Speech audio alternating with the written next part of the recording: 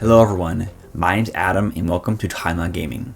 Once a month on this channel, I review the game that I'm most excited for, and this month, that game is Super Crush KO. Super Crush KO is created by the same studio who made Graceful Explosion Machine, and that is very evident. The game has the same polish, charm, beautiful art style, crisp sounds, and satisfying gameplay, but Super Crush KO takes all of that to the next level. It's a brawler shoot-'em-up platformer hybrid where you traverse through cities, punching your way through deadly robots in order to save your cat and humanity from an apocalypse. The game has you playing through different levels spread throughout 4 areas, which is perfect for short bursts of gameplay or binging multiple levels at a time. While also available on Steam, it really fits right in with the portable nature of the Switch. In Super Crush KO, you play as Karen, a girl who's minding her own business when an alien girl, Anne, located her cat because it was identified as the cutest cat in the universe. She and her army of robot monsters broke into Karen's home and stole Chubbs. Naturally, Karen must go out and save her adorable cat, so you have to punch and shoot your way through 20 plus levels to rescue your cat and destroy all of Anne's robots. Obviously the story isn't and doesn't need to be a huge part of a game like this. However, I thought it was cute and refreshing. You aren't just saving some helpless princess, you're saving your cat, and I love that. It also has multiple different cutscenes, which I really enjoyed. The gameplay is focused on the combat, as the only way to progress through levels is killing all the enemies on screen.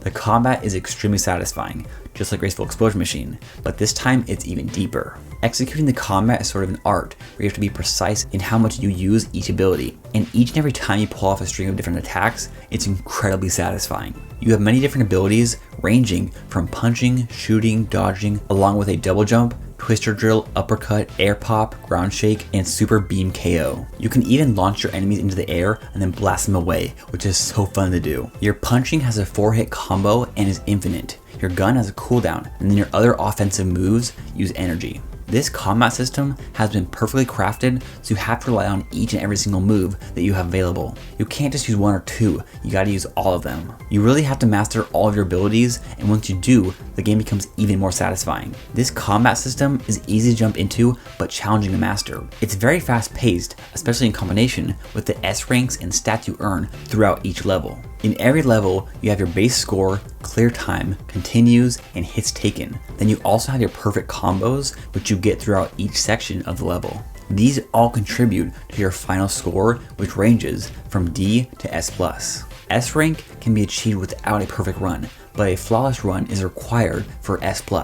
Going for these high ranks and stats creates an incredible amount of replay value that makes up for the low amount of levels. In fact, replaying through the game is the best way to play because that's when the game becomes even more enjoyable since you've mastered your abilities. There are also many platforming elements throughout the game as well. This includes traversing up and down platforms, jumping off boost pads, blasting off dodge pads, avoiding spikes and saw blades, dodging through teleporters, jumping off temporary platforms, or air popping to get up steep buildings or over large death traps. I've never quite played anything like Super Crush KO. It's obviously reminiscent of Graceful Explosion Machine because of the graphics and arcade style stats, but they are completely different games. The combat kind of reminds me of Doom and Super Smash Bros, which I know sounds weird, but it really does. Super Crush KO can also get surprisingly difficult, but I'd say it's more challenging than straight up hard.